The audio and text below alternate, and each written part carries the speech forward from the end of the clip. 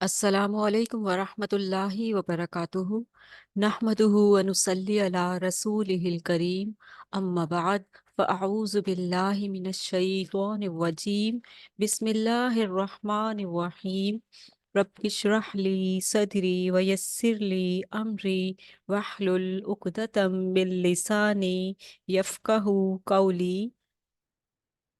ربنا زدنا علما ربنا زدنا علما ربنا زدنا علما اللهم فقهنا في الدين اللهم فقهنا في الدين اللهم فقهنا في الدين اللهم إنا نسألك علما نافعا ورزقا طيبا وعملا متقبلا اللهم انفعنا بما علمتنا وعلمنا ما ينفعنا وزدنا علما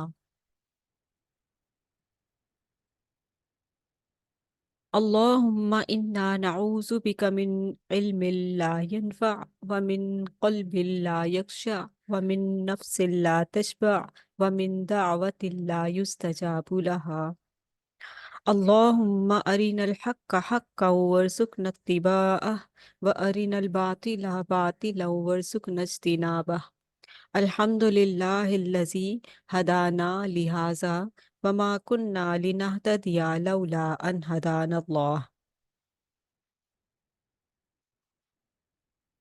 الحمد للہ الذی بعزتہ وجلالہ تتم الصالحات۔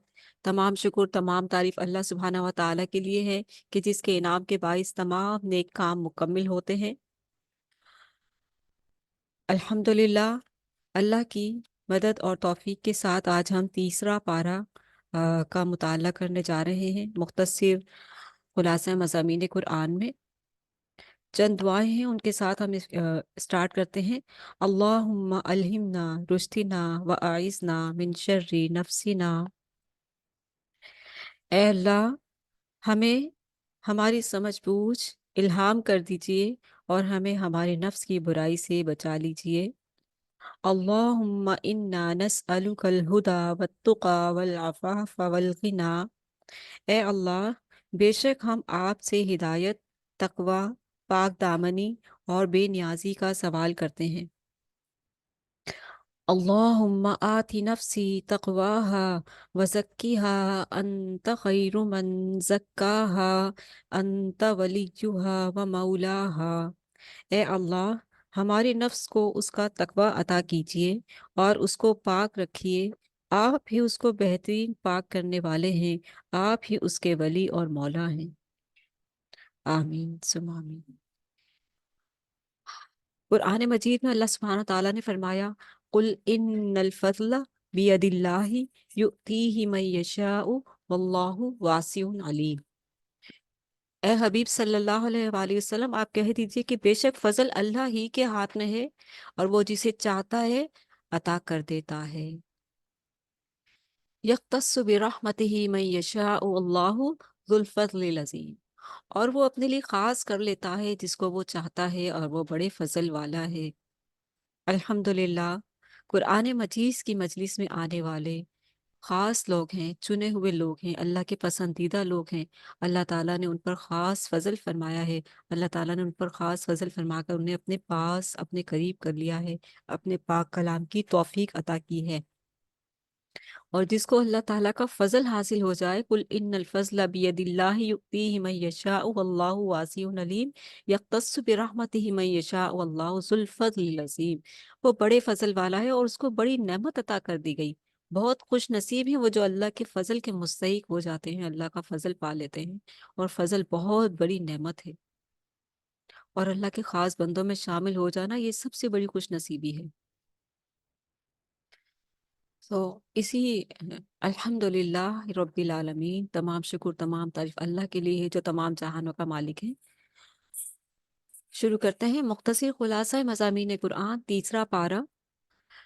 فرمایا تلک الرسل فضلنا بعضهم على بعض منهم من کلم اللہ ورفع بعضهم درجات وآتینا عیسی ابن مریم البینات وأیدناہ بروح القدس۔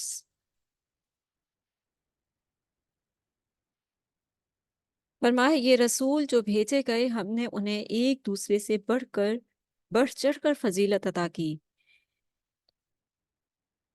میں نے کچھ تو ایسے، فرمایا اللہ تعالیٰ نے، میں نے کچھ تو ایسے جن سے اللہ نے کلام کیا، اور کچھ وہ ہیں جن کے درجات بلند کیے، اور عیسیٰ ابن مریم کو روشن نشانیاں عطا کی، اور اس کی روح القدس سے مدد کی، یعنی جبریل امین سے۔ اور اگر اللہ تعالیٰ چاہتا تو ان رسولوں کے بعد لوگ آپس میں لڑائی جھگڑا نہ کرتے، جبکہ ان کے پاس واضح احکامات بھی آ چکے تھے، لیکن انہوں نے آپس میں اختلاف کیا، پھر کوئی تو ان احکام پر ایمان لایا اور کسی نے انکار کر دیا، اور اگر اللہ چاہتا تو وہ آپس میں لڑائی جھگڑے نہ کرتے، لیکن اللہ تو وہی کچھ کرتا ہے جو وہ چاہتا ہے۔ بے شک اللہ تعالیٰ نے انسان کو پیدا کیا اور اس کو عقل و شعور عطا کیا اور اس کو خوبصورت دل، فرمایا وجعلنا لکم وجع- وجعلنا لکم الابصار والافئدہ وجعلنا لکم الابصار والافئدہ وجعلنا لکم السمع والابصار والافئدہ۔ یہ ہے آیت، اعوذ باللہ من الشیطان، کہ ہم نے بنائے تمہارے لیے کان، آنکھیں اور خوبصورت دل، اور عقل و شعور کے ساتھ تمہیں پیدا کیا، اور پھر تمہیں عقل و شعور عطا کر دیا، اور تمہیں جو ہے پھر ایسے ہی نہیں چھوڑ دیا، تمہاری رہنمائی کے لیے رسول بھیجے اور آسمانی کتابیں بھیجی، اور پھر تم پہ چھوڑ دیا کہ کون عمل کرتا ہے اور کون نہیں کرتا، کون اپنی عقل و شعور سے کام لیتا ہے اور کون نہیں لیتا، اور کون شیطان کے ہتھے چڑھ جاتا ہے، کون شیطان کی بات مان کر اپنا راستہ خراب کرتا ہے، ٹیڑھا کرتا ہے، کون سیدھے راستے کی پیروی کرتا ہے، اور کون اپنی خواہشات نفس اور شیطان کی باتوں میں آ کر سیدھے راستے سے بھٹک جاتا ہے اور پھر اختلافات میں پڑ جاتا ہے۔ یہ ساری چیزیں چل رہی ہیں دنیا میں، لیکن کامیاب کون ہے؟ جیسے کہ میں نے شروع میں آیت پڑھی، کل ان الفضل بید اللہ یؤتیہ من یشاء واللہ واسع علیم یختص برحمتہ من یشاء واللہ ذو الفضل العظیم۔ اور اللہ سبحانہ تعالیٰ ہر چیز، ہر نعمت بنا مانگے عطا فرماتے ہیں، لیکن دو چیزیں ایسی ہیں جو بنا مانگے نہیں ملتی، وہ ہمیں مانگ کر ہی ملتی ہیں، کیونکہ اللہ کی چاہت ہے، اللہ کا امر ہے، اللہ جیسے چاہے کرے۔ کچھ چیزیں اس نے ویسے ہی سب کی سب عطا کر دیں، لیکن کچھ چیزیں اپنے پاس رکھیں کہ میرا بندہ وہ مانگے گا تو میں دوں گا، کیونکہ وہ بہت قیمتی چیزیں ہیں، وہ متاع ہیں، دنیا و آخرتی وہ متاع ہیں، وہ سب سے پیاری اور سب سے قیمتی چیزیں ہیں جو اللہ تعالیٰ نے اپنے پاس رکھی ہیں۔ کیوں؟ کیونکہ وہ اللہ تعالیٰ کا امر ہے، اللہ تعالیٰ نے بندے کے اندر رکھا ہے، روح ڈالی ہے نا۔ ہم؟ کون کون اس روح کی وجہ سے تڑپ کر آتا ہے میرے پاس؟ کس کو جستجو ہوتی ہے میری؟ کون مجھ کو اپنا مطلوب بناتا ہے؟ کون میری طرف تڑپ کر آتا ہے؟ کون میری طرف طلب کر کے آتا ہے؟ کون مجھ سے محبت کرتا ہے؟ کون میری چاہت کرتا ہے؟ کون مجھے چاہتا ہے؟ اللہ تعالیٰ اس چاہت کو دیکھنے کے لیے، کیونکہ اللہ تو چاہتا ہے، اللہ تو اپنے بندے سے بہت محبت کرتا ہے، اللہ تو ہر وقت اپنی رحمت نازل کر رہا ہے، صرف مسلمانوں پر نہیں، ہر طرح کی مذاہب کے لوگوں پر، جو مشرک ہیں ان پر بھی، جو نافرمان ہیں ان پر بھی، سب پر کرم کیے جا رہا ہے۔ لیکن مسلمانوں کا معاملہ اور ہے، ذرا خاص معاملہ ہے، ذرا خاص پیار اور محبت، چاہت، کیونکہ اللہ کو سجدہ کرتے ہیں۔ لیکن دو چیزیں جو اللہ کا امر ہے، اللہ کے امر سے منسلک ہیں، وہ دو چیزیں جو بندے کے پیدا کرنے میں جو اللہ کا امر ہے، وہ کیا ہے؟ وہ ایک اللہ کی محبت ہے، جب تک بندہ اللہ سے محبت نہیں مانگتا اللہ نہیں عطا کرتا، کیونکہ وہ تڑپ طلب بنے گی تو پھر ہی آئے گا نا بندہ اللہ کی طرف اور اللہ کی چاہت کرے گا۔ تو جب اللہ کی چاہت کرتا ہے تو پھر اللہ سے مانگتا ہے، اللہم انی اسألک حبک وحب من یحبک والعمل الذی یبلغنی حبک۔ اے اللہ میں تجھ سے تیری محبت کا سوال کرتی ہوں، اور ایسے عمل کی محبت کا جو تجھ تک پہنچا دے، اور ایسے شخص کی محبت کا جو تجھ سے محبت کرے۔ یہ محبت کا سوال ہو گیا جو اللہ کے رسول صلی اللہ علیہ وآلہ وسلم نے سکھایا ہے ہمیں۔ پھر دوسری چیز ہدایت، کہ جب تک انسان اللہ تعالیٰ سے ہدایت تڑپ کر طلب نہیں کرتا، اللہ تعالیٰ نہیں عطا کرتا۔ اور ہدایت کا جو خزانہ ہے وہ کیا ہے؟ قرآن۔ جب انسان قرآن کو اس جستجو سے پڑھتا ہے کہ میرے رب کا کلام ہے، آسمان سے آئی کتاب، اسے پیار سے دل سے پڑھتا ہے، اس کو چاہت سے پڑھتا ہے اس کو، اور اس سے طلب کرتا ہے ہدایت، تو اللہ تعالیٰ اس کو ہدایت دیتا ہے۔ اہدنا الصراط المستقیم، ہم کو سیدھا راستہ دکھا، دل سے مانگتا ہے، اور پھر راستہ عام لوگوں کا نہیں جو چل تو رہے ہیں سیدھے راستے پر، لیکن کچھ عام ہوتے ہیں نا، کچھ خاص، جیسے اللہ تعالیٰ نے اوپر ذکر کیا قرآن مجید میں، ابھی تیسرے پارے کی جو آیت ہم نے پڑھی ہے، کہ اللہ تعالیٰ نے بعض رسولوں کو بعض پر فضیلت دی ہے، اللہ تعالیٰ نے بعض بندوں کو بھی چن رکھا ہے نا۔ تو جو دعا مانگتے ہیں وہ کون سی خاص مانگتے ہیں؟ صراط الذین انعمت علیہم، عام لوگوں کا نہیں، خاص لوگوں کا راستہ جن پر تو نے انعام کیا۔ انعام یافتہ لوگ کون ہیں؟ انبیاء، صدیقین، شہداء، صالحین کا راستہ اللہ تعالیٰ نے ہمیں سورۃ فاتحہ میں مانگنا سکھایا ہے۔ اگر ہم توجہ سے مانگتے ہیں تو ہمیں انہی کی طرز کی طرف سیدھے راستے کی ہدایت ملتی ہے۔ اللہ تعالیٰ ہمیں بھی ان ہی لوگوں میں شامل فرما لیتے ہیں جیسے کہ صالحین۔ تو دو چیزوں کے طلبگار بن جائیے، ہر چیز آپ کے لیے اللہ تعالیٰ آپ کے دل میں خیال آنے سے پہلے ہی اس کو پورا کر دیں گے، کیونکہ جب اللہ کی تڑپ، اللہ کی طلب، اللہ کی چاہت، اللہ کی محبت اور سیدھے راستے کی ہدایت ہم اللہ سے مانگیں گے اور اللہ کی طرف، کیونکہ یہ دو چیزیں ہی ایسی ہیں جو اللہ کے امر کو پورا کرتے ہیں۔ یہ دو چیزیں ایسی ہیں، اللہ کی محبت کی تڑپ کرنا، اللہ کی محبت کو چاہنا، اللہ کا محبوب بندہ بن جانا، اور ہدایت یافتہ لوگوں میں شامل ہونا، یہ دو چیزیں اللہ کے امر کو پورا کرتے ہیں۔ اللہ کا امر کیا ہے؟ اللہ کا امر یہ ہے کہ بندہ اللہ کو اپنا رب مان لے، پوری کائنات کا رب مان لے، محبت سے، شدت سے تڑپ کر، اس کی محبت میں، اس کی جستجو میں آ کر، تڑپ کر اس کی آنکھ سے آنسو نکل آئے۔ وہ آنسو ہے امر، وہ آنسو ہے طلب، رب کا مطلوب ہے یہ، رب کا امر ہے یہ امر آپ پہچان لیجئے۔ اس چیز کو اگر آپ سمجھ جائیں گے تو آپ کامیابی پا لیں گے۔ یہ ہے امر، یہ اس امر کی وجہ سے، یہ آنسو یہ اتنا قیمتی ہے، اس کی وجہ سے دنیا بنائی گئی ہے، یہ تڑپ، یہ طلب۔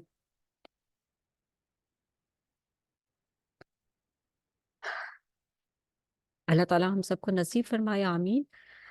تیسرے پارے کو، پارے کی طرف چلتے ہیں، سٹارٹ کرتے ہیں۔ تیسرے پارے میں سورہ بقرہ کے آخری 8 رکوع، یعنی رکوع 33 سے رکوع 40 تک ہم پڑھیں گے، اور آج سورہ بقرہ کمپلیٹ ہو جائے گی۔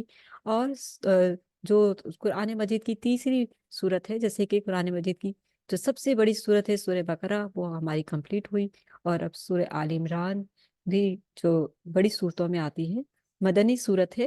سورہ آل عمران کے 20 میں سے ابتدائی 9 رکوع شامل ہیں، تو ہم یہ ملا کر کل 17 رکوع اس بارے میں پڑھیں گے انشاءاللہ۔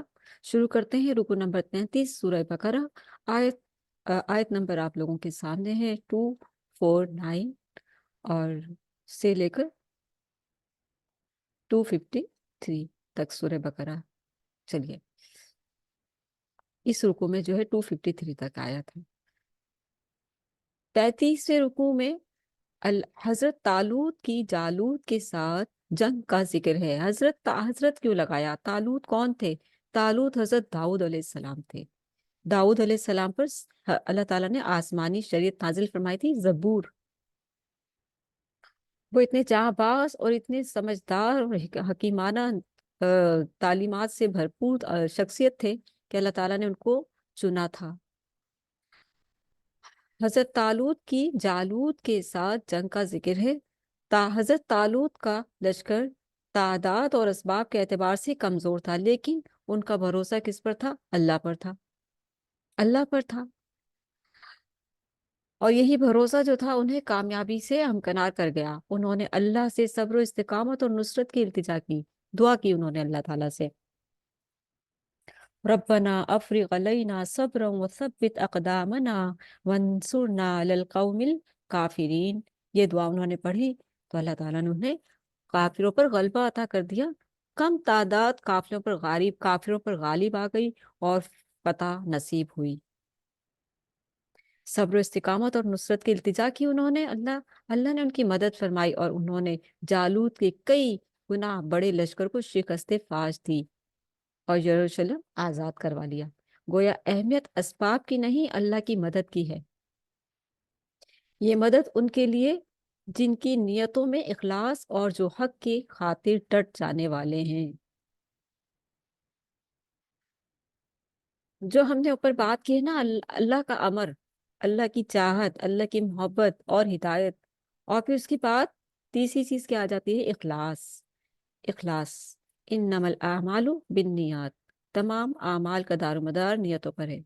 इखलास चाहिए अल्लाह ताला को, इखलास। ठीक है, तो अहमियत असबाब की नहीं, अल्लाह की मदद की है।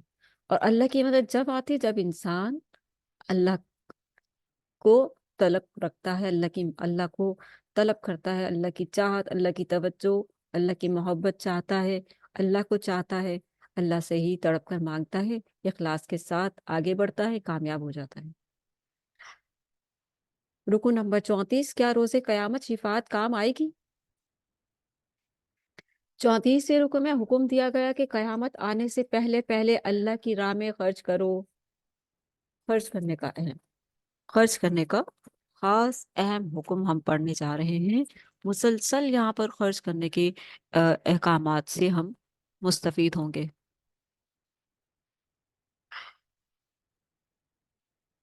फरमाया कयामत आने से पहले पहले अल्लाह की राह में खर्च करो। इंसान कितनी मोहब्बत करता है माल से, मेरा माल मेरा माल मेरा माल। जो खर्च करेगा वही है उसका माल, जो वो अल्लाह की राह में लगाएगा वही है उसका माल। जिस तरीके से अल्लाह ताला ने माल खर्च करने की कैटेगरी कुरान मजीद में बताई है कि कहाँ कहाँ माल खर्च करना है, वो उसी तरीके से अपने माल में से जितनी भी हैसियत तौफीक है थोड़ा या ज्यादा हिस्सा निकालता रहता है। तो वो रब्बुल आलमीन के यहाँ इन्वेस्ट करता रहता है, तो वहां जमा हो रहा है। ठीक है, और अल्लाह ताला के यहाँ जो चीज जमा होती है फिर उसका एक गुना, उस उतना ही नहीं उसका कई गुना बढ़ा चढ़ाकर उसका दिया जाता है, अजर दिया जाता है, क्योंकि उसके पीछे अल्लाह ताला इखलास देखता है। किस इखलास से दिया है? एहसान जता कर तो नहीं दिया, रब की रजा की खातिर दिया है, रब से डरते हुए कि या रब कबूल कर ले, या अल्लाह तू कबूल कर ले, या अल्लाह तू ये चीज कबूल कर ले मुझसे।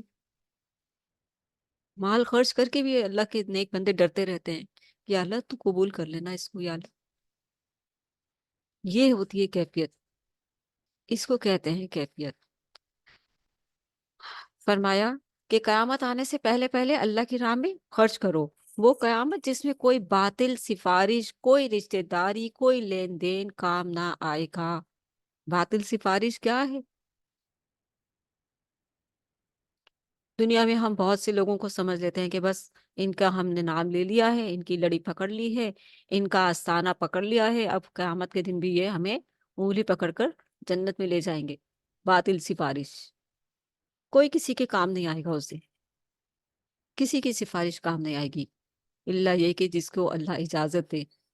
और उस दिन और उम्मत मोहम्मदिया सिर्फ और सिर्फ प्यारे नबी हजरत मोहम्मद सल्लल्लाहु अलैहि वसल्लम की सिफारिश से ही जन्नत में जाएंगे।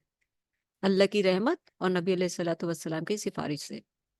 कोई भी अपने अमाल की बिना पर नहीं जाएगा जन्नत में, किसी का अमल इस काबिल नहीं होगा। लेकिन जो अल्लाह के अमर को पाले, अल्लाह के अर्श के साए के नीचे जगह पाले, बगैर हिसाब किताब के जन्नत में चले जाएंगे। फरमाया कयामत, वो कयामत जिसमें कोई बातिल सिफारिश, वाजे कर दिया मैंने। अल्लाह ताला हम सबको हिदायत अता फरमाए कि हम ऐसे सिफारियों से महफूज रहे। कोई रिश्तेदारी और लेन देन काम ना आएगा, कुछ भी काम नहीं आएगा उस दिन। तो बाप बेटे से और माँ बेटी से भाग रही होगी तो कोई मुझसे कुछ मांग ना ले। پھر اس رکوع میں آیت الکرسی جو تمام آیات قرآنی کی سردار ہے، آیت الکرسی تمام آیتوں کی سردار، اللہ لا الہ الا ہو الحی القیوم لا تأخذہ سنۃ ولا نوم لہ ما فی السماوات وما فی الارض من ذا الذی یشفع عندہ الا بإذنہ یعلم ما بین ایدیہم وما خلفہم ولا يحيطون بشيء من علمه إلا بما شاء وسع كرسيه السماوات والأرض ولا يؤوده حفظهما وهو العلي العظيم۔ اللہ کے سوا کوئی الہ نہیں، وہ ہمیشہ سے ہے اور کائنات کی ہر چیز کو قائم رکھنے والا ہے، نہ اس پر اونگ غالب آتی ہے اور نہ نیند۔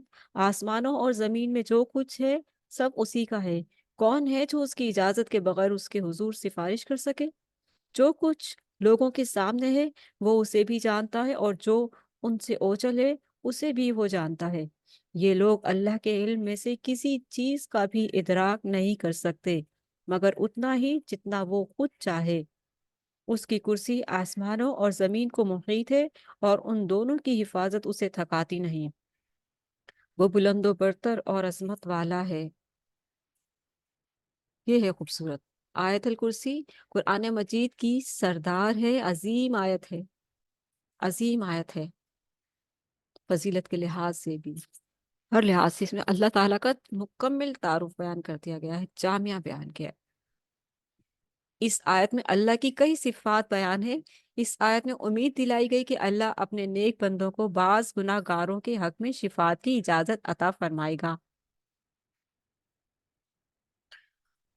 جسے اللہ چاہے، جیسے کہ ہم اوپر پڑھ چکے ہیں، جسے اللہ چاہے۔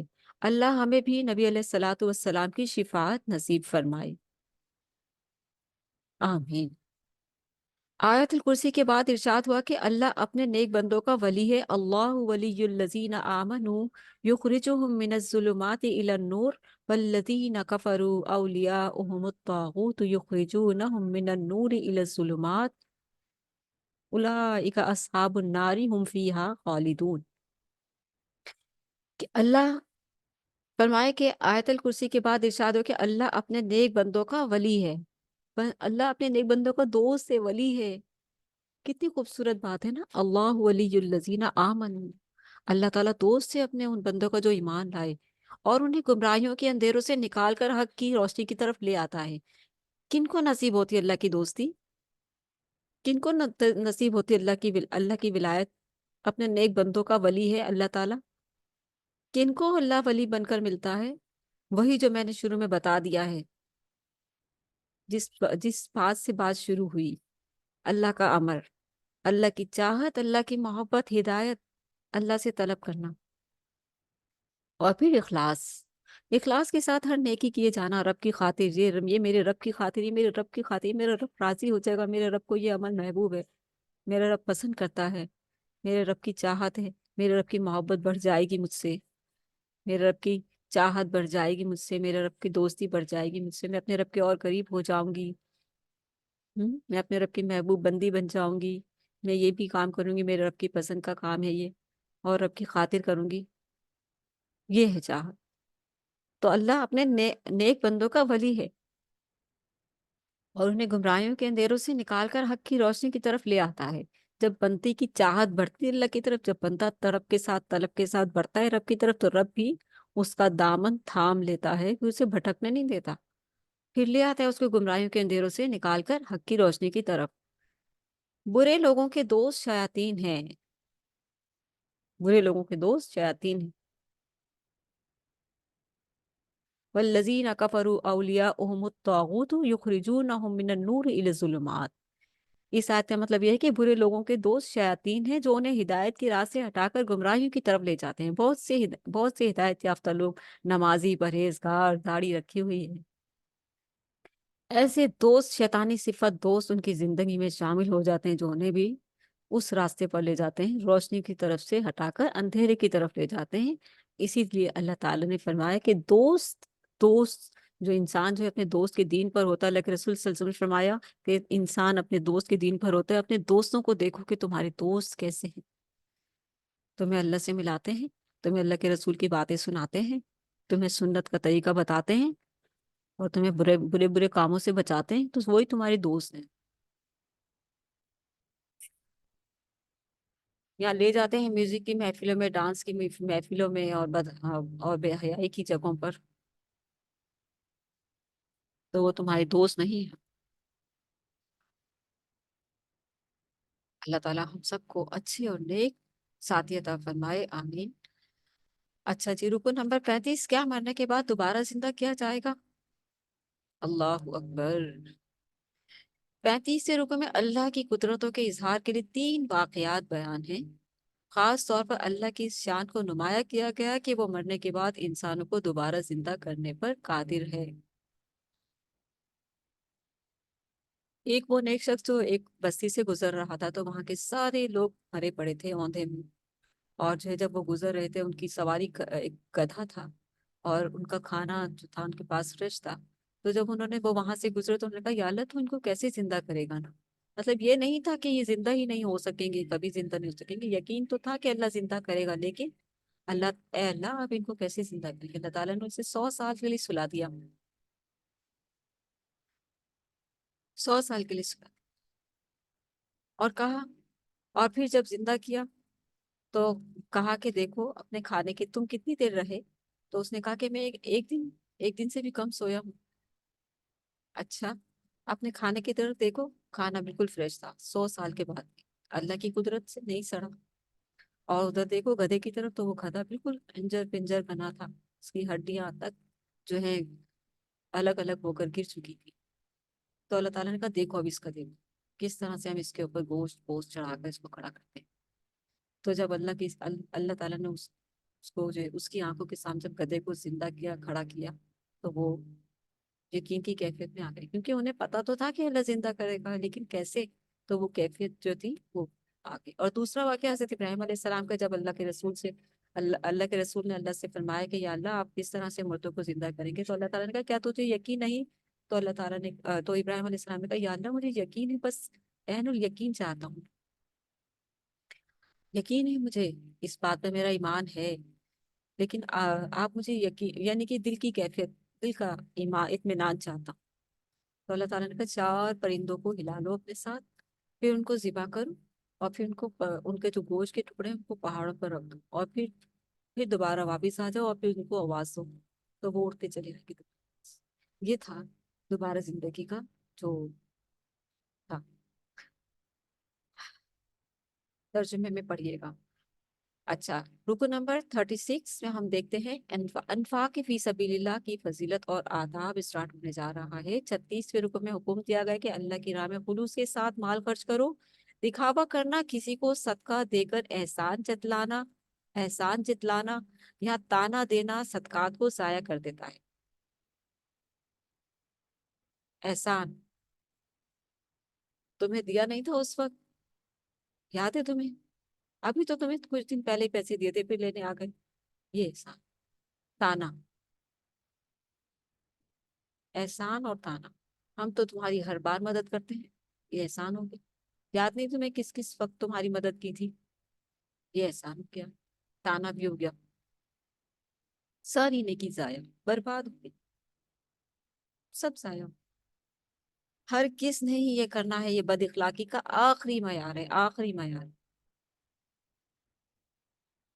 قرآن، دین، اللہ کا پاک کلام، رسول اللہ صلی اللہ علیہ وآلہ وسلم کی سیرت مبارکہ، سنت مبارکہ ہمیں اخلاق سکھاتی ہے، کردار بناتی ہے، اخلاق سکھاتی ہے، ہمیں ایک اعلیٰ مقام دلاتی ہے، ایک اعلیٰ کردار کا انسان بناتی ہے. ایسی باتیں تو بد اخلاق لوگ کرتے ہیں، جو اخلاق کی اس سے گرے ہوئے ہوتے ہیں. ٹھیک ہے. تو احسان جتلانا سب سے بڑی بد اخلاقی ہے، سب سے بڑی بد اخلاقی، انتہائی. ساری نیکی ضائع. احسان جتلانا یا تانا دینا دونوں ایک ہی جیسے ہیں. صدقات کو ضائع کر دیتا ہے، اس لیے اپنی نیکیوں کو اتارا مت ضائع ہونے دے، پہلے ہی وہاں کچھ نہیں ہونا ہمارے پاس، بخشش جو ہے اللہ کی رحمت سے ہونی ہے وہاں، اس لیے جو کرتے ہیں خالص کام اس کو ضائع نہ ہونے دیں، جس کو دے رہے ہیں اسے بھی نہ پتا چلے کہ میں نے دیا ہے، اس طرح سے دے دیں۔ کچھ جگہ ایسی ہوتی جہاں ہم اپنا نام نہیں چھپا سکتے، دیں، احسان نہ جتائیں، لیکن کچھ جگہ ایسی بھی آ جاتی جہاں آپ یہ کہہ کر بھی دے سکتے ہیں کہ یہ کسی نے دیے تھے پیسے ہمارے پاس، امانت پڑے ہوئے ہیں اللہ کی راہ میں دینے کے لیے، کہ کسی ضرورت مند کو دے دیجیے گا، آپ ضرورت مند ہے تو آپ رکھ لیجیے، ہم سے یہ بوجھ ہلکا ہو جائے، یہ امانت ہے۔ فرمایا خلوص کے ساتھ خرچ کرنے والوں کو اللہ 700 گنا تک اجر عطا فرماتا ہے، 700 گنا تک، اور پھر بھی چاہے تو بڑھا دے، پھر اللہ جس کے لیے چاہے اجر کو اور بڑھا دیتا ہے، 700 گنا سے بھی اور زیادہ بڑھا دیتا ہے۔ اللہ ہمیں اپنی راہ میں نہ صرف خرچ کرنے بلکہ اپنے انفاق کی حفاظت کرنے کی بھی توفیق عطا فرمائے، اور ساتھ ساتھ سب سے پہلے اخلاص عطا فرمائے۔ یا اللہ یہ مال تیرا ہے میرے مالک، تیری رضا کی خاطر میں نے الگ کر دیا، یا اللہ یہ تیری خاطر الگ کر دیا، مجھے تیری چاہت چاہیے، تیری محبت چاہیے، تیری طلب چاہیے، تیری دوستی چاہیے۔ کیونکہ انسانیت کا سبق سورہ بقرہ میں پہلے رکو کی پہلی تیسری آیت میں ہمیں دے دیا گیا ہے، الذین آمنوا والذین یؤمنون بالغیب ویقیمون الصلاة ومما رزقناہم ينفقون، الذین یؤمنون بالغیب وَيُقِيمُونَ الصَّلَاةَ وَمِمَّا رَزَقْنَاهُمْ يُنْفِقُونَ، اور وہ جو مال ہم نے ان کو دیا اس میں سے خرچ کرتے ہیں۔ انسانی ہمدردی کا درس سورہ بقرہ کی شروع کے رکوع میں ہی دے دیا گیا ہے، اور اب آخر میں بھی اللہ تعالیٰ اسی کو ڈیٹیل کے ساتھ بیان فرما رہے ہیں کہ خلوص کے ساتھ خرچ کرنے والوں کو اللہ 700 گنا تک اجر عطا فرماتا ہے، پھر اللہ جس کے لیے چاہے اجر کو اور بڑھا دیتا ہے۔ اللہ ہمیں اپنی راہ میں نہ صرف خرچ کرنے بلکہ اپنے انفاق کی حفاظت کرنے کی بھی توفیق عطا فرمائے، آمین۔ رکو نمبر 37، انفاق فی سبیل اللہ کا بہترین مصرف۔ 37 رکو میں ہدایت دی گئی کہ اللہ کی راہ میں اچھا اور پاکیزہ مال خرچ کرو، اچھا اور پاکیزہ مال خرچ کرنا چاہیے، خراب خراب سڑا سڑا نہیں، کہ ایک باغ ہے کسی کا اور اس میں جو ہے پھل لگا ہے، اچھا اچھا مال چن لیا اپنے لیے اور بیچنے کے لیے، منافع نفع کمانے کے لیے، اور جو سڑا سڑا خراب خراب بچا تھا وہ غریب و مسکینوں کو بلا کر انہیں بانٹ دیا کہ لے جاؤ، چلو اٹھا لو، یہ صفائی ہو جائے یہاں سے ذرا، یہ چیز ایسا نہ کرو، ایسا نہ کرو۔ اللہ کی راہ میں اچھا اور پاکیزہ مال خرچ کرو، جیسا مال تمہیں پسند ہے، تم جیسا خود اپنے لیے پسند کرتے ہو ویسا ہی مال اللہ کی راہ میں دو، وہ بھی اللہ کے بندے ہیں، وہ غریب ہیں تو کیا ہوا، تمہارے کو تمہارے مال میں جو اللہ نے تمہیں مال دیا اس مال میں ان کا حصہ رکھا ہے، اچھا اچھا دو۔ پھر انفاق مال کا بہترین مصرف ایسے لوگوں کی مالی مدد کرنا ہے جو دین کی خدمت میں اس طرح لگے ہوئے ہیں کہ معاش کے لیے جد و جہد نہیں کر سکتے، معاش کے لیے جد و جہد نہیں کر سکتے، سارا سارا دن مسجدوں میں مدرسوں میں بیٹھ کر بچوں کو قرآن حفظ کرواتے ہیں، بیٹھے ہیں قرآن کے ساتھ جڑے ہوئے ہیں، انہیں نہ کمائی کی فکر ہے، نہ کھانے کی، نہ پینے کی، نہ کپڑے کی، ان کے کھانے کا خیال بھی ہمیں رکھنا ہے، ان کے کپڑوں کا لباس کا خیال بھی ہمیں رکھنا ہے، ان کی رہائش کا خیال بھی رکھنا ہے، ان کی شادیاں بھی کروانی ہے، یہ ساری کی ساری ذمہ داری امت کی ہے، وہ خاص اور چنے ہوئے لوگ ہیں جو اللہ کے لیے بیٹھے ہوئے ہیں، اور ہم انہیں سمجھتے ہیں کہ یہ تو ہر وقت مانگتے ہی رہتے ہیں، ان کو ان کو اور کوئی کام ہی نہیں ہے، قرآن کی فیس دیتے ہوئے ہماری جان نکلتی کہ قرآن کی کون فیس لیتا ہے؟ کیوں؟ کیا اس نے زندہ نہیں رہنا، اس نے کھانا نہیں کھانا، اس کے بیوی بچے نہیں ہیں، وہ بزنس مین ہے کیا؟ وہ تمہارے بچوں کو قرآن حفظ کروا رہا ہے تو کیا اس کا حق نہیں ہے؟ کیا سمجھتے ہیں ہم اپنے آپ؟ کتنی بڑی جہالت اور کتنی بڑی کنجوسی، سب سے بڑی دنیا کی بخیلی کنجوسی یہ ہے کہ کسی قرآن پڑھنے والے کو آپ اس کا ہدیہ نہ دیں، پڑھانے والے کو آپ اس کا ہدیہ نہ دیں، یہ کہہ کر کے قرآن کا ہدیہ تھوڑی ہوتا ہے، اتنی بڑی جہالت اور اتنی بڑی بد اخلاقی کی بات ہے کہ کسی قرآن پڑھانے والے کو اس کا حق نہ دینا، اور کہنا کہ قرآن کا کون حق دیتا ہے، قرآن کی کون فیس لیتا ہے؟ سب سے بڑی جہالت اور بد اخلاقی کی بات ہے۔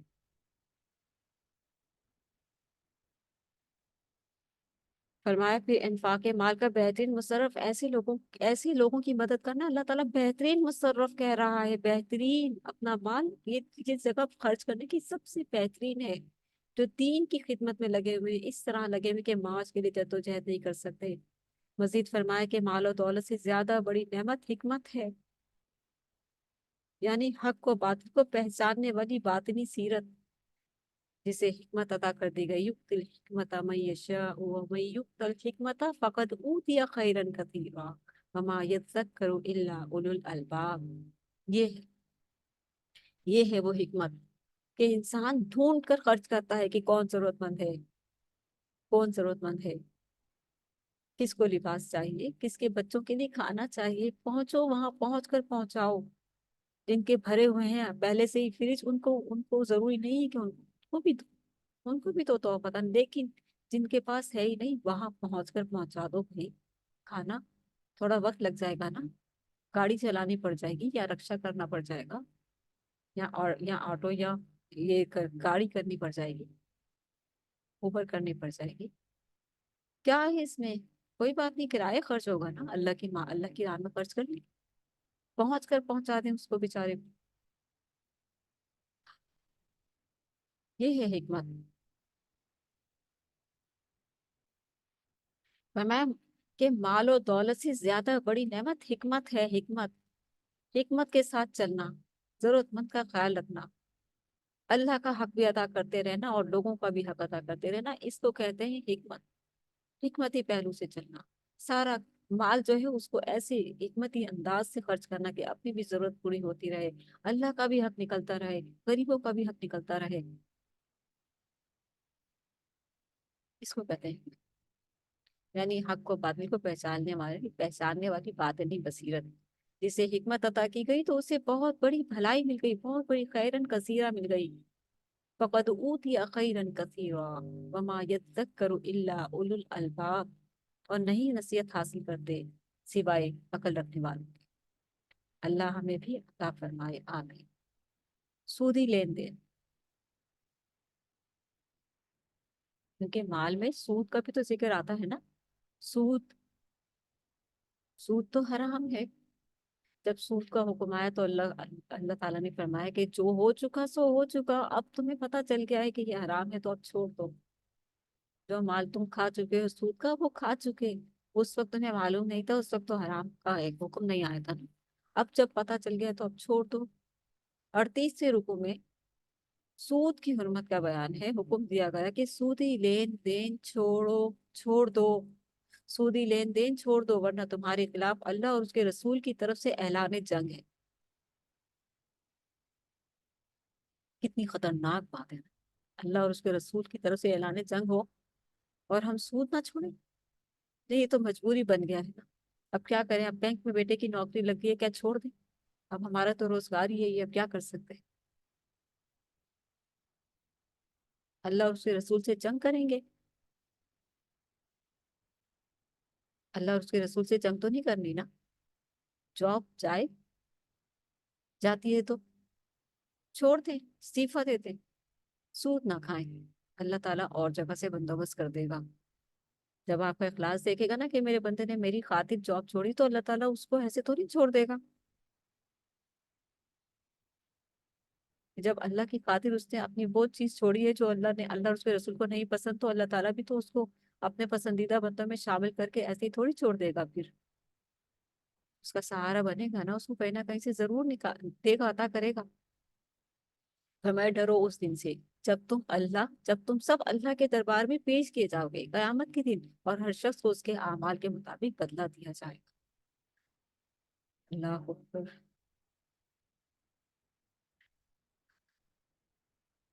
39 39 اور وہ ہم پڑھنے جا رہے ہیں قرض کے بارے میں ہدایات۔ 39ویں رکو میں قرض، ادھار لین دین، باہمی معاہدات، رہن اور گواہی کے حوالے سے تفصیلی ہدایات دی گئی ہیں۔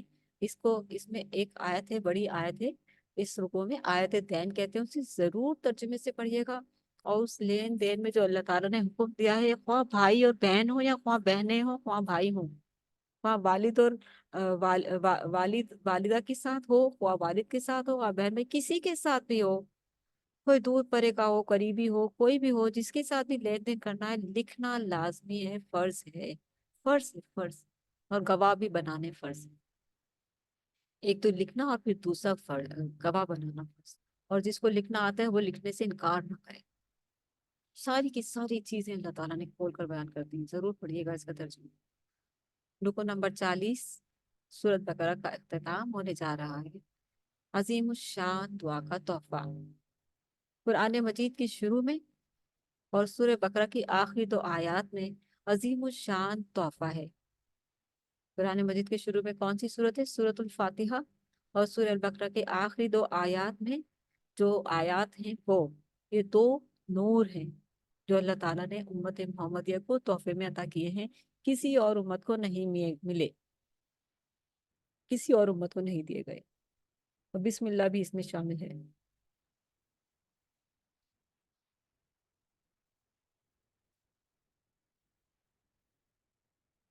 और अस्सलामु अलैकुम वरहमतुल्लाहि वबरकातुहू, वो भी शामिल है, जिससे दूसरी उम्मतें जलती इस सलाम से। तो बात तो आयत की और सूरतों की हो रही है कि सूरह फातिहा और सूरह बकरा की आखिरी जो दो आयत हैं, आमन रसूल बिमा उनजिला इलैहि मिर रब्बिही वल मुमिनून से शुरू होती हैं। ये दो आयत और सूरत फातिहा दो ऐसे नूर हैं जो उम्मत मोहम्मदिया को तोहफे में दिए गए हैं। एक ऐसा दरवाजा खुला आसमान से, जिब्रील अमीन मोहम्मद रसूलुल्लाह सल्लल्लाहु अलैहि वसल्लम के हुजरे में मौजूद हैं। आसमान से आवाज आती है जोर से। अल्लाह के रसूल फरमाते हैं ये कैसी आवाज है? जिब्रील अमीन कहते हैं कि या रसूल अल्लाह, ये वो दरवाजा है आसमान से तो आज से पहले कभी नहीं खुला। फिर फरिश्ता उतरता, तो फरमाया कि ये वो फरिश्ता है जो आज से पहले कभी नहीं उतरा। और वो जो दो नूर लेकर आया सूरत फातिहा और सूरत बकरा की आखिरी तो आया, फरमाया ये वो दो नूर हैं जो आपको तोहफे में दिए जा रहे हैं, आज से पहले किसी को नहीं दिए गए। और फिर फरमाया अल्लाह के रसूल ने कि ये दो नूर सूरतुल फातिहा और सूरह बकरा की आखिरी दो आयत पढ़कर जो भी दुआ की जाए वो कबूल होती है। और ये आयत पढ़कर रात को सोने वाले पर किसी किस्म का कोई जादू जिन असर नहीं करता। इतनी बड़ी फजीलतों वाली चीजें हैं। अल्लाह ताला हम सबको अमल की तौफीक अता फरमाए। शुरू करते हैं 40वें रुकू में आखिरत के मुहासबे से खबरदार किया गया है। आखिरत के मुहासबे से, यानी कि उस दिन के हिसाब से डर जाओ। अल्लाहुम्मा हासिबना हिसाबन यसीरा, ये दुआ है अल्लाह के रसूल सल्लल्लाहु अलैहि वसल्लम ने सिखाई है ये दुआ। कि वा इन तुबदू मा फी अनफुसिकुम औ तुख्फूहु युहासिबकुम बिहिल्लाह, चाहे तुम किसी बात को जाहिर करो या छुपाओ, अल्लाह तुमसे हिसाब ले लेगा। हर चीज का हिसाब होने वाला है, हर चीज का। हमने क्या समझ रखा है कि ये चीज छुप जाएगी, ये जाहिर हो जाएगी? नहीं, हर जाहिर और बातिन हर चीज का अल्लाह ताला जानने वाले, हर चीज वहां लाकर रख देगा सामने। क्या लेकर आए हो, सब कुछ सामने आकर रख दिया जाएगा। कि अल्लाह के रसूल ने ये दुआ सिखाई, अल्लाहुम्मा हासिबना हिसाबन यसीरा, ए अल्लाह हमसे हिसाब फरमा, आसान हिसाब। ए अल्लाह हमसे आसान हिसाब फरमाइएगा। ये है दुआ, याद कर लीजिए। सूरह मुबारक के आखिर में अहले ईमान को अजीम शान दुआ का तोहफा दिया गया। और शुरू आमन रसूलू से, जैसे कि दो नूर है मैं बता चुकी हूँ। और फिर दुआ का सिलसिला कहाँ से शुरू होता है? रब्बना ला तुज़िग़ क़ुलूबना, रब्बना ला तुआखिज़ना इन नसीना औ अख़्ताअना। आज इसी का बड़ा ही खूबसूरत अंदाज, जैसे सूरह फातिहा भी नूर है, इन दो नूरों में सूरह फातिहा भी है। वहां क्या हम करते हैं आज इसी का हिसाब, इय्याका नअबुदु व इय्याका नस्तईन। वहां पर भी हम आज इसी का इजहार करते हैं कि अल्लाह हम तेरी ही इबादत करते हैं और तुझी से मदद चाहते हैं, तेरी ही मदद चाहते हैं। और यहाँ पर रब्बना ला तुआखिजना इन नसीना औ अख्ताना, इकरार कर लिया ना, इकरार कर दिया अपने खताओं का कि ए हमारे रब, हमारी पकड़ ना फरमाइए उस पर जो हम भूल गए या हो जो हमसे खता हुई, यानी जानबूझकर। दोनों तरह की गलतियां होती है इंसान, एक तो भूल कर देता है بھول جاتا ہے اور دوسرا جان بوجھ کر. دونوں غلطیوں سے، دونوں خطاؤں سے یہاں پر توبہ کی دعا سکھائی گئی کہ اللہ تعالیٰ اپنے بندوں کو پکڑ پکڑ کر رکھنا چاہتا ہے. اپنے بندوں کو وہ چیز سکھاتا ہے کہ میرے بندے کی زبان مبارک سے میرے بندے کو شیطان نہیں آنے دے گا اس طرف، کہ وہ اس طرح سے مجھے پکارے اور میں اس طرح سے اس پر رحمت کروں گا. اللہ تعالیٰ خود سکھا دیتے ہیں میرے بندے ایسے مانگ، ایسے مانگ، ایسے پکار مجھے.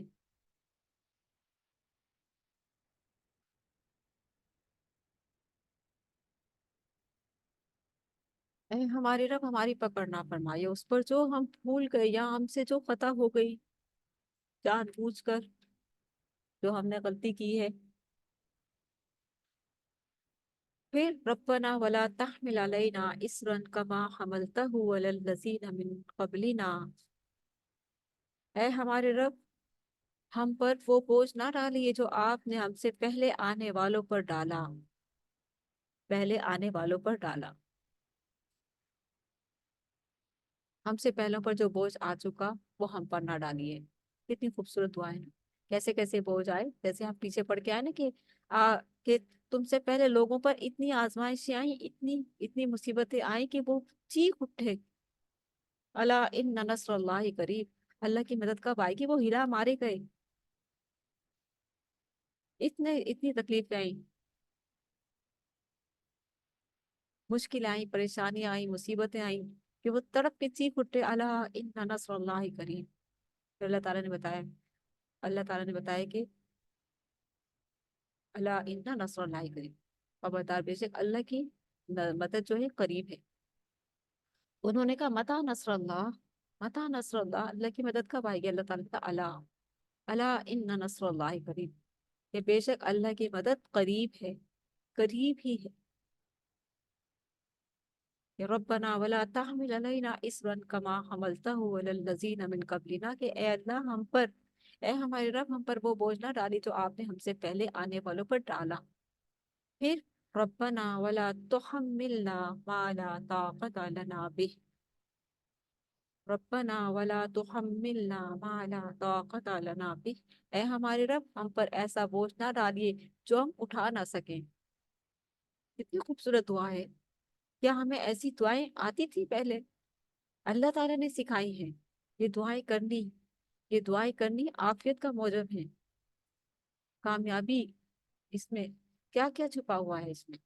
پھر ہم کیا کیا مانگتے ہیں اس میں، اے ہمارے رب ہم پر ایسا بوجھ نہ ڈالی جو ہم نہ اٹھا سکیں. پھر واعف عنا، اور ہم سے درگزر فرمائیے ہماری خطاؤں سے جو جان بوجھ کر کی ہیں، جو غلطی سے، جو بھول چوک کر کی ہے.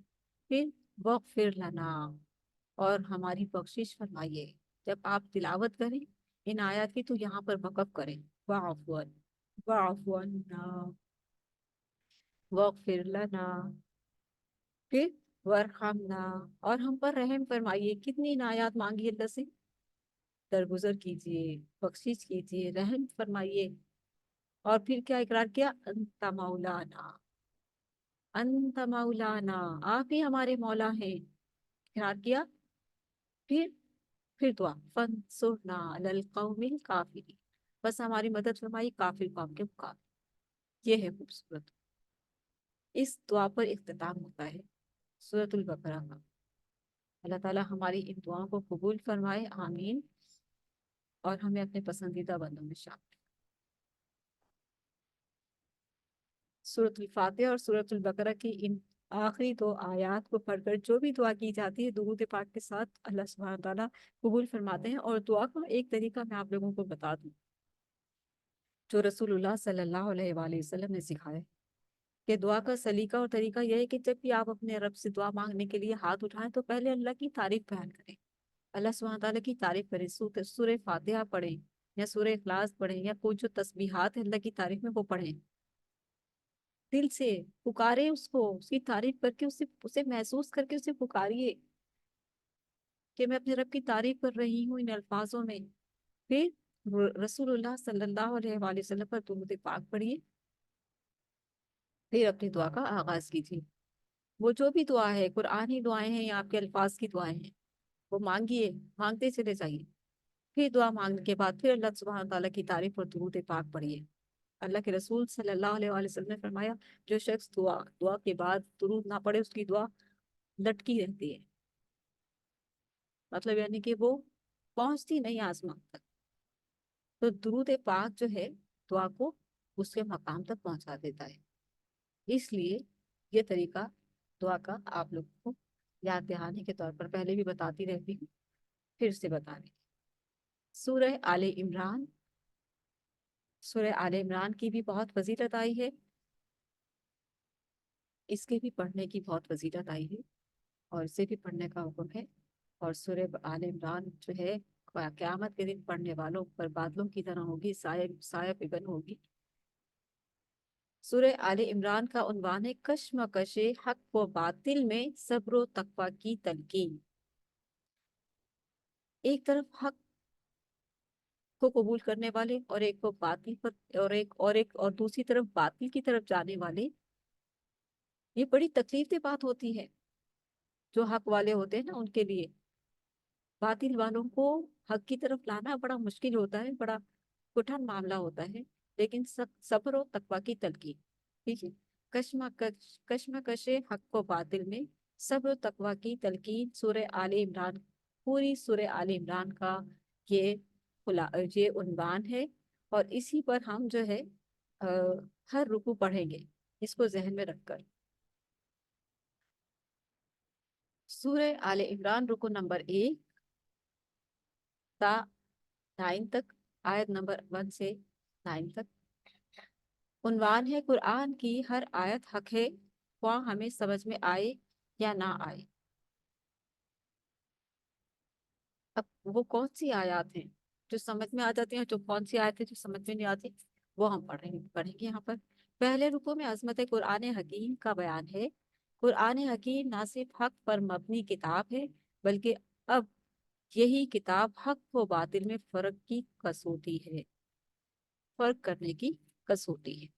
यानी कि हमें पता चले कि क्या हक है और क्या बातिल है, तो हम कुरान मजीद पढ़ेंगे तो हमें पता चल जाएगा कि हक क्या है और बातिल क्या है, बशर्ते कि हम उसे पूरे यकीन और ईमान के साथ में, इखलास के साथ।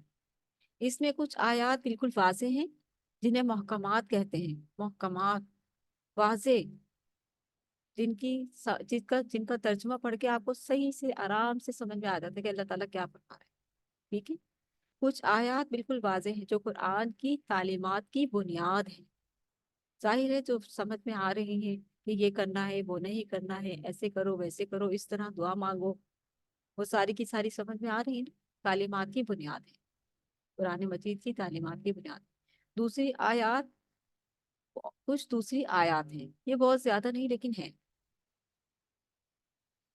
क्या है, इनको क्या कहते हैं, जो मुतशाबिहात हैं। मुतशाबिहात शुबे से निकलने वाली, शक में डालने वाली, शुबे में डालने वाली, यानी हमारी नाकिसुल अकल के लिए उन्हें समझना मुश्किल है। तो जो मोमिन हैं वो महकमात को लेते हैं और मुतशाबिहात को भी पढ़ते हैं, लेकिन और ये कहते हैं कि ये हमारे रब का फरमान है, और जैसे हमारे रब ने कहा वैसे ही है। समय ना वाताना, जो समझ में आ गया अमल कर लिया, और जो मुतशाबिहात है उनके पीछे नहीं पड़ते। वो कहते हैं कि ऐसे ही है जैसे रब ने फरमा दिया, ऐसे ही है जैसे रब ने फरमा दिया। अल्लज़ीना युमिनूना बिल गैबी, गैब में क्या चीजें आती हैं, अल्लाह ताला की जात, फरिश्ते, जन्नत, दोज़ख, तकदीर, अंबिया, किताबें, गैब में आती है ना। अल्लाह ताला की जात को तो किसी ने नहीं देखा, पर ईमान लाते हैं ना मोमिन। फरिश्तों को देखा किसी ने, ईमान लाते हैं मोमिन। जन्नत दोज़ख किसी ने नहीं देखी, ईमान लाते हैं मोमिन। आखिरत आने वाली है, ईमान लाते हैं। तो जो गैब की चीजें हैं उनके पीछे नहीं पड़ते, बस हमें ना बात आना, हमने सुना हमने इताअत की। और जो महकमात है, नमाज कायम करते हैं, ज़कात देते हैं, माल खर्च करते हैं, सब पता चल रहा है वाज़े कि अल्लाह ताला क्या कह रहे हैं यहाँ पर। तो नमाज कायम करते हैं, माल खर्च करते हैं, ज़कात देते हैं, रोज़ा रखते हैं, हज करते हैं, और जिस जिस तरीके से अल्लाह ताला ने जो जो अहकामात दिए उनको समझकर अमल करते हैं, ठीक है। तो कुछ अगर मुतशाबिहात आती हैं तो उनको सुनते हैं, बस उन पर ईमान रखते हैं। یعنی ہماری ناقص العقل کے لیے انہیں سمجھنا مشکل ہے، جو متشابہات۔ اب اور سنیے،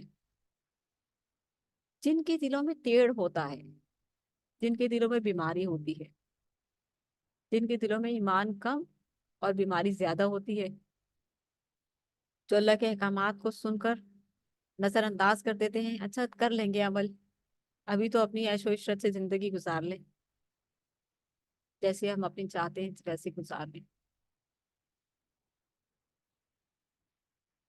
اور کچھ ان کو پکڑ کر،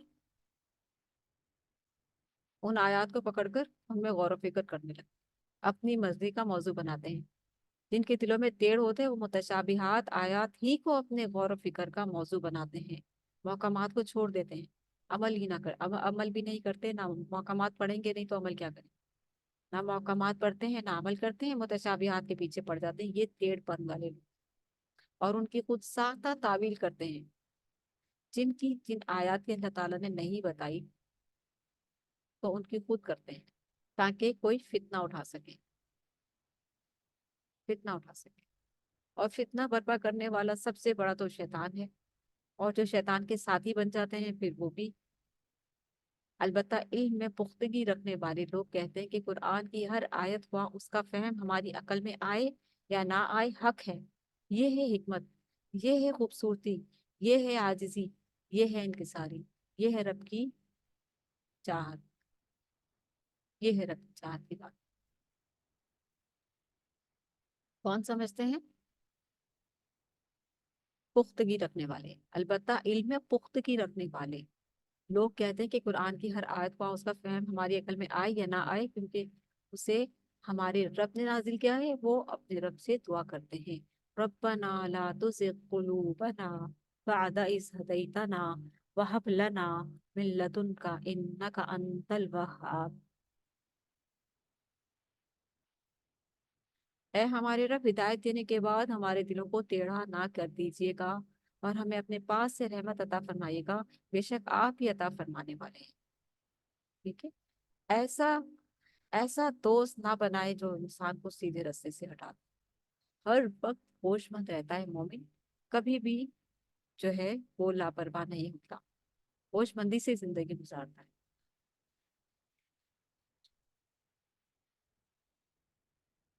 ہوش مندی سے زندگی گزارتا ہے۔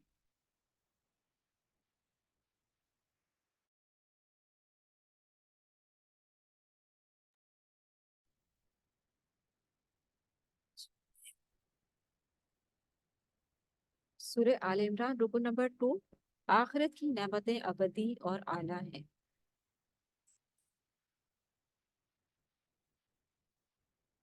فرمایا دوسرے رکو میں واضح کیا گیا کہ بیویوں، اولاد، مال و دولت، سونے چاندی، کھیتیوں اور دیگر اسباب دنیا کی محبت انسان کے لیے مزین کر دی گئی، یعنی کہ اسے ان چیزوں سے بہت محبت ہے، ان سب چیزوں سے، جن میں بیویاں، اولاد، مال و دولت، سونے چاندی، کھیتیاں اور دیگر اسباب دنیا کے کی محبت انسان کے لیے مزین کر دی گئی ہے۔ انسان کے لیے امتحان یہ ہے کہ آیا وہ ان دنیاوی محبتوں کو ترجیح دیتا ہے یا آخرت کی نعمتوں کا طلبگار ہے۔ واضح طور پر ہے، دنیاوی نعمتیں وقتی اور گھٹیا ہیں، دنیاوی نعمتیں وقتی اور گھٹیا ختم ہو جائیں گی،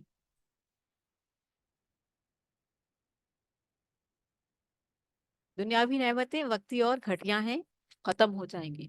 ٹھیک ہے، جو مومن ہوتا ہے نا اسے دنیا سے کوئی لگت نہیں ہوتی، وہ واقعی میں اسی طرح ہی سمجھتا ہے جو یہاں الفاظ دیے گئے نا، دنیاوی نعمتیں وقتی اور گھٹیا ہیں، ختم ہو جائیں گی، وہ چیز سے کیا دل لگانا جو ختم ہو جائے گی، وہ چیز سے دل لگائیں جو ہمیشہ کی ہے، اور کیا ہے؟ آخرت کہ دنیاوی نعمتیں کس کے لیے؟ جو سمجھ بوجھ رکھتے ہیں، جو آخرت کا طلبگار ہے، اس کے لیے دنیاوی نعمتیں وقتی اور گھٹیا ہیں، جبکہ آخرت کی نعمتیں ابدی اور اعلیٰ ہیں۔ آخرت کی نعمتیں ان متقیوں کو ملیں گی جو اللہ سے ڈرنے والے، آخرت کی نعمتیں ان متقیوں کو ملے گی جو اللہ سے ڈرنے والے، اس کی بندگی کرنے والے، اور خاص طور پر سحر کے وقت نماز تہجد کے ساتھ بخشش مانگنے والے ہیں۔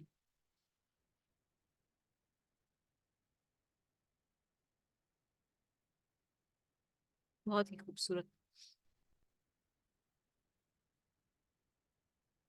آیات ہے یہ۔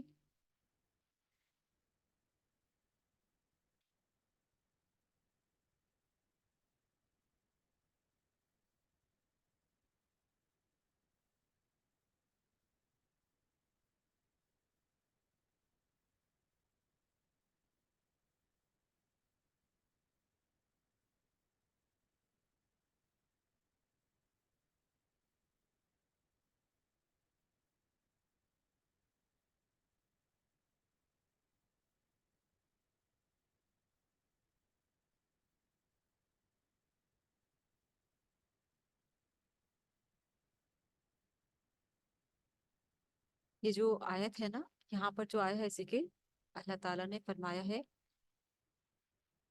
کہ متقی لوگ آخرت کی نعمتیں ان متقیوں کو ملیں گی جو اللہ سے ڈرنے والے اور اس کی بندگی کرنے والے، اور خاص طور پر سحر کے وقت نماز تہجد کے ساتھ بخشش مانگنے والے ہیں۔ فرمائے الصابرین والصادقین والقانتین والمنفقین والمستغفرین بالاسحار، بالاسحار، یہ لوگ صبر کرنے والے ہیں، سچ بولنے والے ہیں، فرما بردار ہیں، اللہ کی راہ میں خرچ کرنے والے ہیں۔ یہ ہیں خصوصیات: صبر کرنے والے، سچ بولنے والے، فرما بردار، اللہ کی راہ میں مال خرچ کرنے والے، اور رات کے آخری حصے میں استغفار کرنے والے، والمستغفرین بالاسحار، رات کے آخری حصے میں اللہ سے بخشش مانگتے ہیں۔ اس رکوع میں یہ اعلان بھی کیا گیا کہ اللہ کے نزدیک صرف اسلام ہی دین حق ہے، اس اللہ کے نزدیک صرف اسلام ہی دین حق ہے۔ ان الدین عند اللہ الاسلام، کہ صرف اسلام ہی اللہ کے نزدیک دین حق ہے، جو زندگی کے انفرادی و اجتماعی تمام معاملات کے لیے ہدایت دیتا ہے۔ چونکہ دیگر الہامی مذاہب میں تحریف ہو گئی، اس لیے اللہ کی نگاہ میں ان کی حقانیت ختم ہو چکی، وہ منسوخ ہو چکی، ان کی حقانیت ختم ہو چکی۔ اب شریعت امتی ہے، اور شریعت محمدی ہے، شریعت محمدی ہی قیامت تک رہے گی، اور جو اس پر ایمان لائیں گے، ان الدین عند اللہ اسلام، ان الدین عند اللہ الاسلام، بے شک دین اللہ کے نزدیک اسلام ہی ہے۔ تو اب قیامت تک کے لیے قرآن مجید رہنمائی کی کتاب ہے، اور محمد رسول اللہ صلی اللہ علیہ وسلم آخری رسول ہیں، ان کے بعد کوئی رسول نہیں آئے گا۔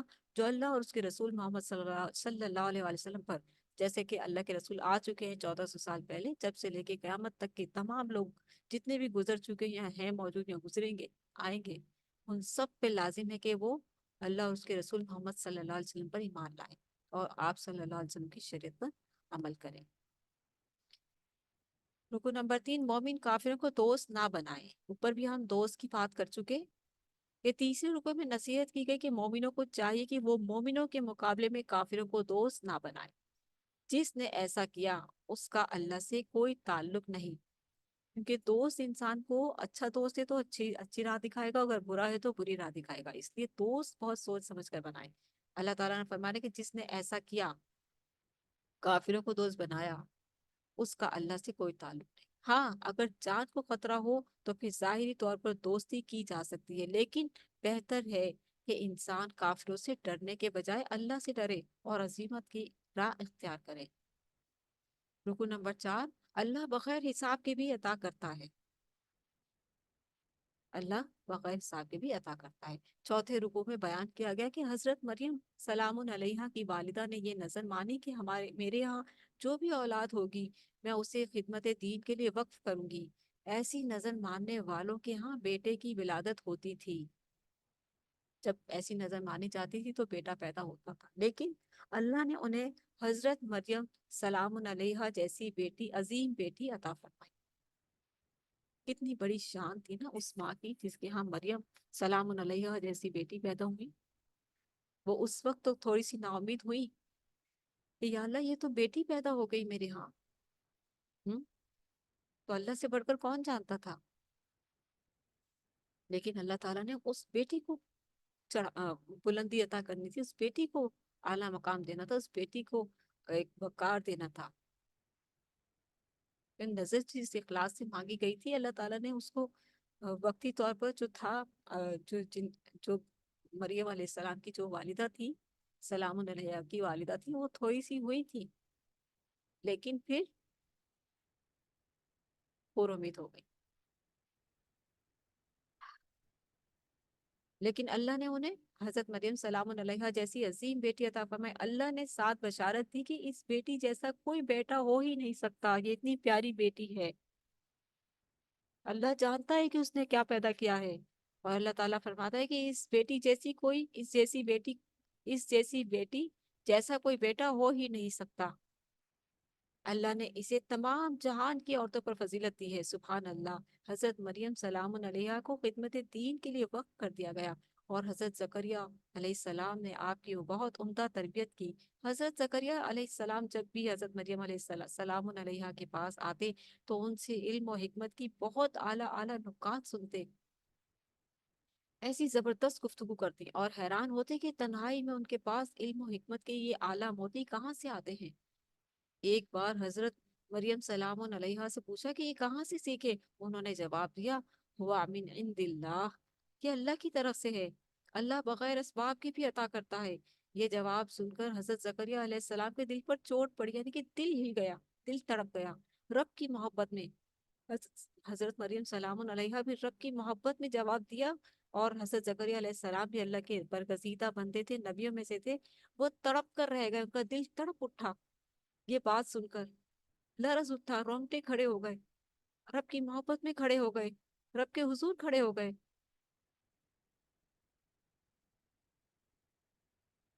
رب کے حضور کھڑے ہو گئے. یہ جواب سن کر حضرت زکریا کے دل پر چوٹ پڑی، تڑپ کر رہ گئے. فوراً اللہ سے دعا کی، فوراً. مومن تو کوئی موقع جانے ہی نہیں دیتا، جب بھی کوئی ایسی بات سنتا ہے فوراً رب کی طرف رب کی طرف پلٹتا ہے، رب کی طرف پلٹتا ہے. اور رب نے کوئی، دیکھیں نا رب کتنا مہربان ہے، اس نے کوئی وقت تو نہیں رکھا ہوا نا کہ فلاں وقت میں موجود نہیں ہوگا، مجھے مت پکارنا. رب نے تو ہر وقت بندے کے لیے رکھا ہوا ہے اپنا. آپ جب چاہو پکارو رب کو، رب کہتا ہے لبیک میں حاضر ہوں میرے بندے. کیا ہم رب کی طرف پلٹتے ہیں اس طرح سے؟ رب کہتا ہے میرے بندے تو چل کر آتا ہے نا بیٹا تو میں تیری طرف دوڑ کر آتا. تو میری چاہت تو دیکھ کہ میری چاہت کتنی ہے تیرے ساتھ. کیا تو میری چاہت جیسی چاہت کر سکتا ہے مجھ سے؟ کیا تو میری چاہت جیسی چاہت کر سکتا ہے مجھ سے؟ تو دیکھ تو صحیح کہ تیرا رب تجھ سے کتنی چاہت کرتا ہے. محسوس تو کر کہ تو چل کر آتا ہے تو تیرا رب تیری طرف دوڑ کر آتا ہے. تو اب یہ اندازہ کر کہ تیرا رب تیری چاہت کتنی کرتا ہے.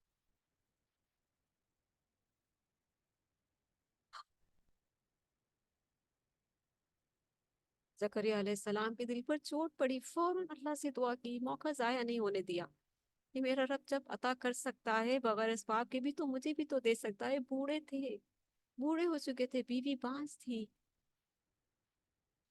دعا کی کہ اگرچہ میری بیوی بانجھ ہے اور میں بوڑھا ہو چکا ہوں، لیکن تو بغیر اسباب کے بھی دے سکتا ہے میرے مولا، تو بغیر اسباب کے بھی دے سکتا ہے.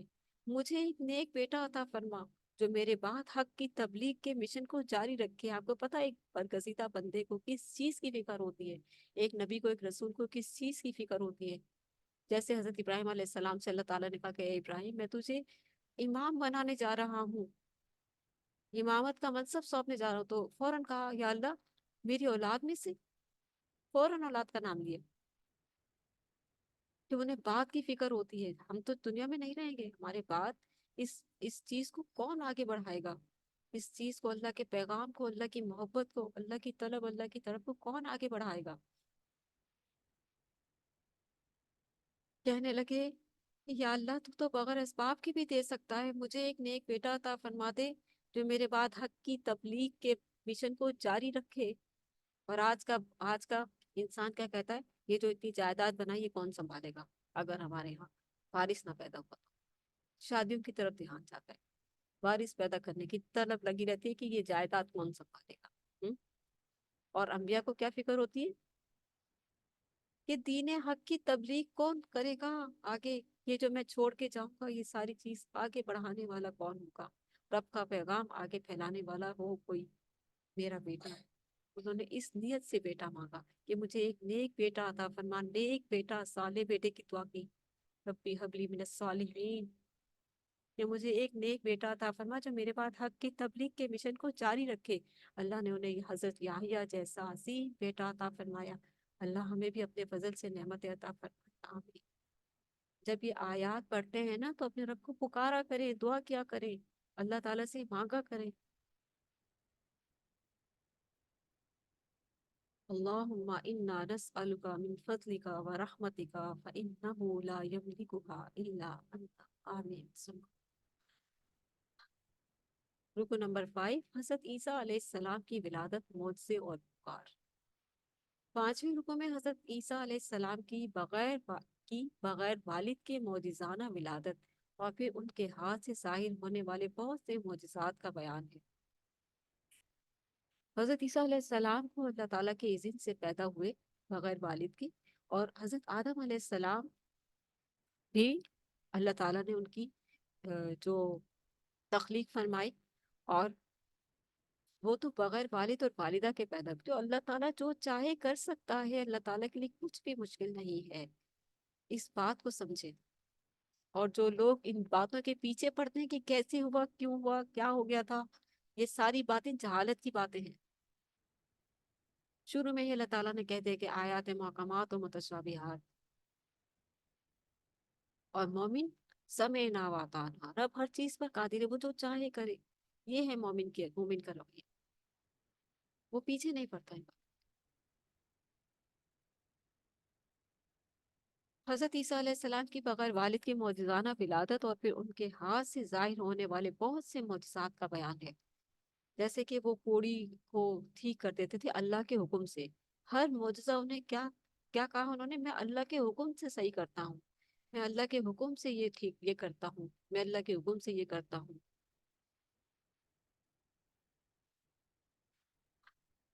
ان کی اس پکار کا بھی ذکر ہے کہ من انصاری اللہ، یہ کون ہے جو اللہ کے لیے یعنی اس کے دین کی نصرت کے لیے میرا ساتھ دے گا۔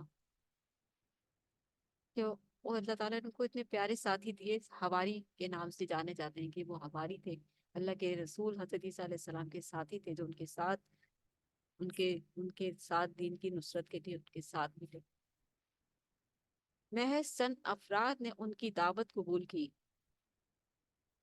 حضرت عیسیٰ علیہ السلام کی بنی اسرائیل کے آخری رسول تھے، بنی اسرائیل کی قوم میں آخری رسول تھے حضرت عیسیٰ علیہ السلام، اور حضرت یحییٰ علیہ السلام اور حضرت عیسیٰ علیہ السلام۔ یحییٰ حضرت زکریا علیہ السلام کے بیٹے تھے، وہاں اللہ تعالیٰ نے ان کو یحییٰ علیہ السلام نصیب کیے جب انہوں نے دعا کر لی، اور ادھر مریم علیہ السلام کو ساتھ ہی عیسیٰ علیہ السلام عطا کیے۔ دونوں ایک وقت میں دونوں رسول تھے، دونوں نبی تھے۔ حضرت یحییٰ کو تو قتل کر دیا تھا برے طریقے سے، انہیں قتل کر دیا تھا، اور حضرت عیسیٰ علیہ السلام کو بھی قتل کرنے کی تیاری کی جا رہی تھی، لیکن اللہ تعالیٰ نے انہیں آسمانوں پر اٹھا لیا۔ اب قیامت کے نزدیک انہیں دوبارہ زمین پر بھیجا جائے گا، امت محمدیہ کی حیثیت سے وہ آئیں گے۔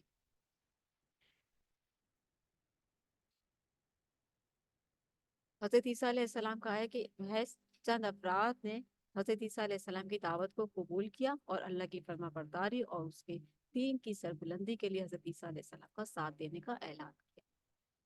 قرآن مجید بہت خوبصورت کتاب ہے، اسے آپ صرف خلاصے تک نہ رہنے دیں، کھولیں، اسے پڑھیں، اسے دیکھیں تو صحیح، کتنی خوبصورت خوبصورت آیات ہیں، کتنا پیارا پیارا کلام ہے اللہ تعالیٰ کا۔ رکو نمبر 6، حضرت عیسیٰ علیہ السلام کے آسمان پر اٹھائے جانے کا بیان۔ چھٹے رکو میں حضرت عیسیٰ علیہ السلام کو تسلی دی گئی کہ اللہ ان کی حفاظت فرمائے گا، انہیں آسمان پر اٹھا لے گا، اور ان کے دشمنوں کو دنیا اور آخرت میں عذاب سے دوچار کرے گا۔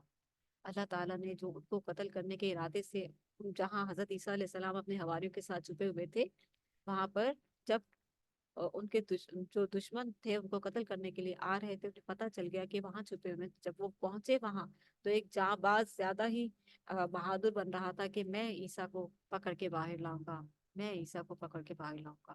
تو وہ جب اندر گیا، پہلے ہی تفاسیر میں ملتا ہے، تو اللہ تعالیٰ نے اپنا جو حکم تھا وہ